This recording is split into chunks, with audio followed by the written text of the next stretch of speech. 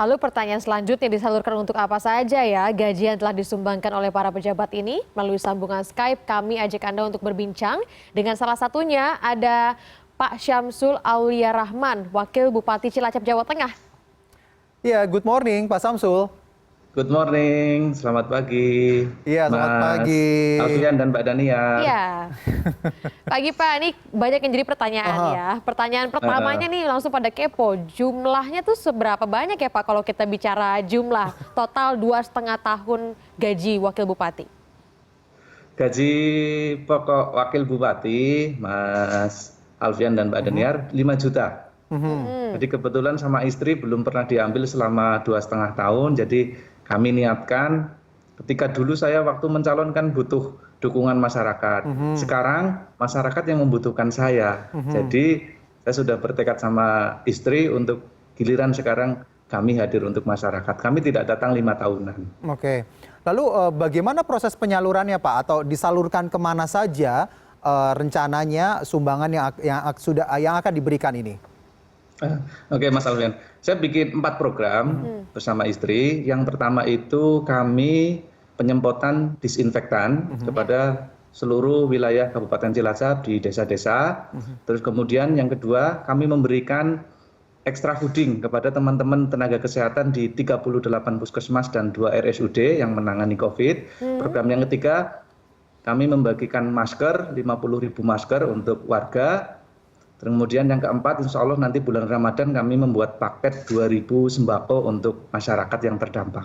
Iya, jadi ini bisa dikatakan sudah sebagian disalurkan begitu ya Pak ya, langsung dibelanjakan ya. Betul Mbak.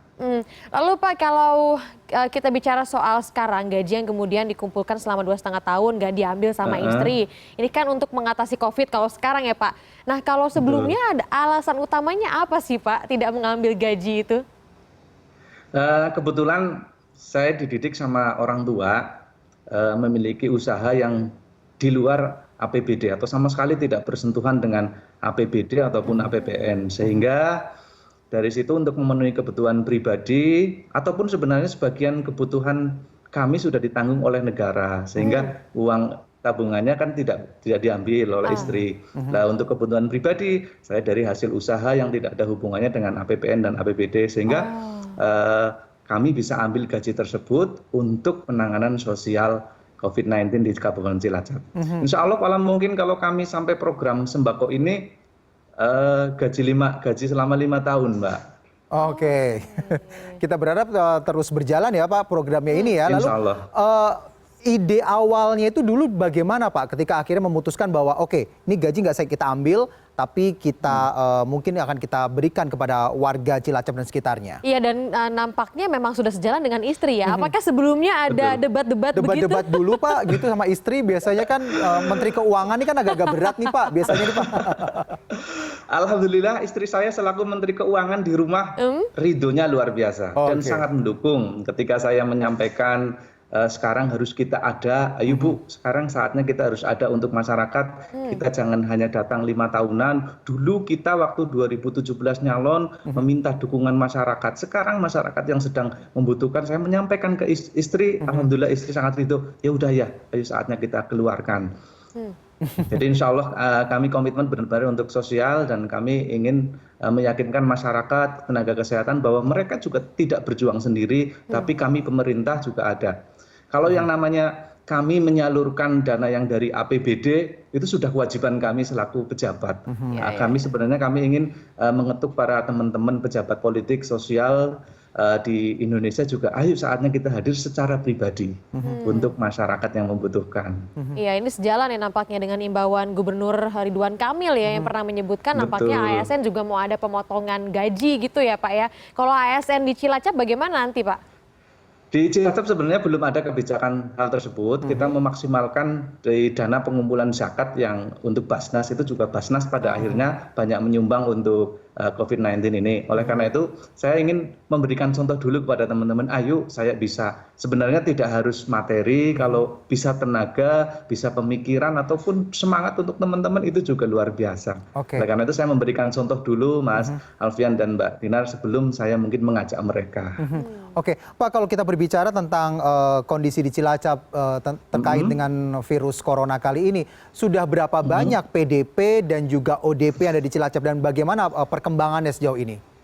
Nah, di Cilacap PDP-nya itu 1.224, yang sudah selesai itu pemantauannya 1.117 dan masih ada 107 yang masih dalam pemantauan pertanggal kemarin. Kemudian untuk yang PDP-nya itu 59 dan 30 sudah dinyatakan negatif, 29 masih menunggu hasil dari lab dan 5 yang sudah meninggal.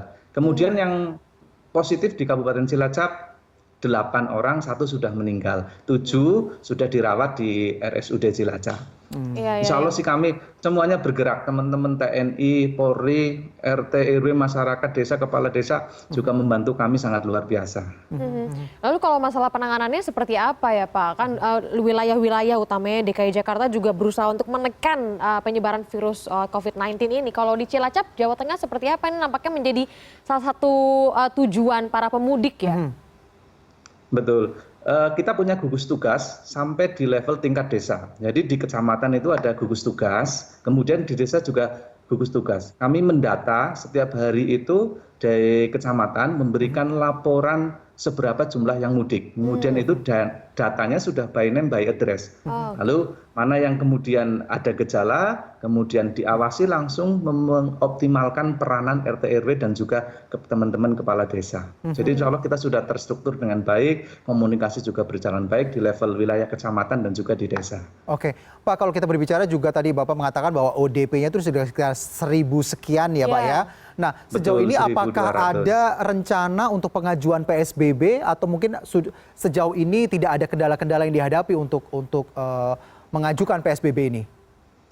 Untuk PSBB, sebagai ketua gugus tugas Pak Bupati, sementara kemarin kami mendapatkan info belum ada wacana untuk PSBB karena memang yang namanya PSBB kan ini menyeluruh, harus disiapkan segala macam. Terus bagaimana jaminan pemerintah itu hadir masalah sembakonya, bahan pokoknya ketika menerapkan PSBB. Sementara alhamdulillah di Cilacap dengan belum menerapkan PSBB masih bisa dikendalikan, masih bisa diatasi dan alhamdulillah sebagian masyarakatnya juga mematuhi himbauan ataupun larangan dari yang sudah disampaikan oleh pemerintah. Iya ya, bahkan saya lihat berita juga banyak warga yang mengkarantina tanda kutip wilayahnya sendiri ya Pak ya, dan proaktif untuk ngecek door to door gitu, siapa yang datang dari Jakarta ataupun baru mudik gitu ya Pak.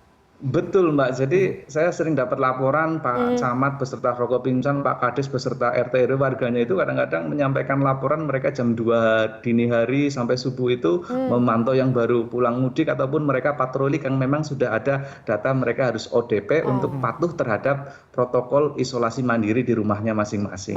Oke. Baik, terima kasih Pak Samsul Aulia Rahman sudah bergabung bersama kami di Good Morning. Mudah-mudahan Cilacap senantiasa terus bercahaya ya Pak ya. Amin, amin, amin. Sehat Ditunggu selalu, main Pak. ke Cilacap, Mas Alfian. Baik, terima kasih. Wah, saya nggak diajak nih ya Pak. Terima kasih Pak. Salam